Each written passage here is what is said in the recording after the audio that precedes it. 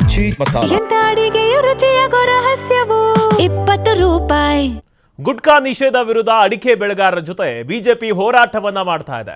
Davanagere AC ಕಚೇರಿಯನ್ನ ತಲುಪಿದೆ ಪ್ರತಿಭಟನಾ ಮೆರವಣಿಗೆ. ಮಾಜಿ ಸಚಿವ ರೇಣುಕಾಚಾರ್ಯ ಸೇರಿ ಬಿಜೆಪಿ ನಾಯಕರು ಪ್ರತಿಭಟನೆಯನ್ನ ಮಾಡ್ತಾ ಇದ್ದಾರೆ.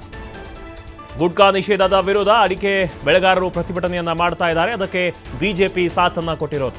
ದಾವಣಗೆರೆ ಎಸಿ ಕಚೇರಿಯನ್ನ ತಲುಪಿದೆ ಪ್ರತಿಭಟನಾ ಮೆರವಣಿಗೆ. ಮಾಜಿ ಸಚಿವರು ರೇಣುಕಾಚಾರ್ಯ ಸೇರಿ ಬಿಜೆಪಿ ನಾಯಕರು ಪ್ರತಿಭಟನೆಯಲ್ಲಿ ಭಾಗಿಯಾಗಿದ್ದಾರೆ. ಸಾವಿರಾರು ಸಂಖ್ಯೆಯಲ್ಲಿ ರೈತರು ಭಾಗಿಯಾಗಿದ್ದಾರೆ. ಎಸಿ ಕಚೇರಿ ಮುಂಭಾಗದಲ್ಲಿ ಬೃಹತ್ ಪ್ರತಿಭಟನೆ ನಡೀತಾ ಇದೆ.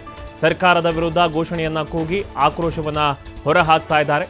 ಹಳೆ ಪಿಬಿ ರಸ್ತೆಯನ್ನ ಬಂದ್ ಮಾಡಿ ಪ್ರತಿಭಟನೆಯನ್ನ ಮಾಡಲಾಗ್ತಾ ಇದೆ.